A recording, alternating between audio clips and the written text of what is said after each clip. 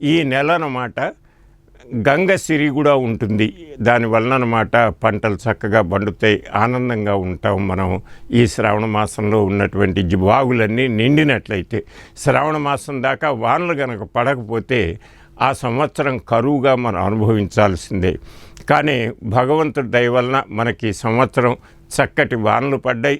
పడ్డంత వరకు నీళ్ళు వచ్చినాయి మనకు డ్యాములకి, వాగులకి. ఆ తర్వాత బోర్లలో కూడాను పుష్కలమైనటువంటి జలం ఉంది. పంటలు కూడాను చక్కగా ఉన్నాయి, నాట్లు ఇవన్నీ కూడా జరిగినాయి.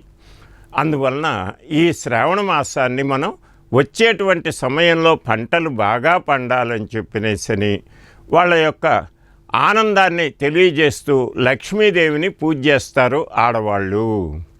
ముఖ్యంగా ఈ నెలంతా పండగలమయమే మనకి. సరిగా చూసుకున్నట్లయితే శ్రావణ మాసాల్లో సోమవారం నాడు శివుడికి విశేషమైనటువంటి యొక్క ప్రీతికరమైన రోజు శ్రావణ మాస సోమవారాలు.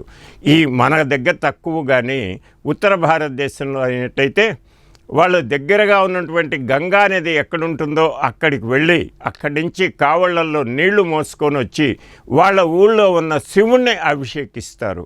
ఇంకా కొంతమంది అయితే అక్కడి నుంచి జలం తీసుకొని వచ్చి రామేశ్వరం, శ్రీశైలం వంటి ద్వాదశ జ్యోతిర్లింగాల క్షేత్రాలకు కూడాను నడిచి వెళ్ళి ఆ మోసుకొచ్చినటువంటి గంగాజలంతో పరమేశ్వరుడికి అభిషేకం చేసి ఆనందము, ముక్తిని పొందుతారు నార్త్ ఇండియాలో ఉన్నటువంటి ప్రజలు.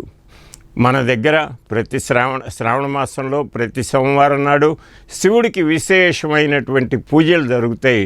అట్లాగే శ్రావణ సోమవారం నాడు ఉపవాసాలు కూడా ఉంటారు. ఇకపోతే మంగళవారం రోజు, ప్రతి వారంలో సోమవారం వస్తుంది, మంగళవారం వస్తుంది, బుధవారం, గురువారం వరుసగా వస్తుంటాయి.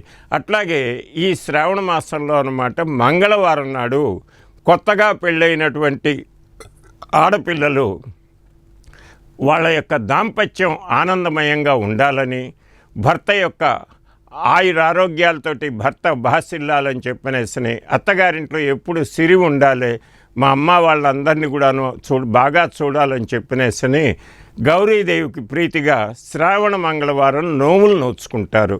చాలామంది ఆడపిల్లలు కొత్తగా పెళ్ళైన వాళ్ళు ఒక 5 సంవత్సరాలు వరుసగా అన్నమాట శ్రావణ మంగళవారం నోములు నోచుకుంటారు.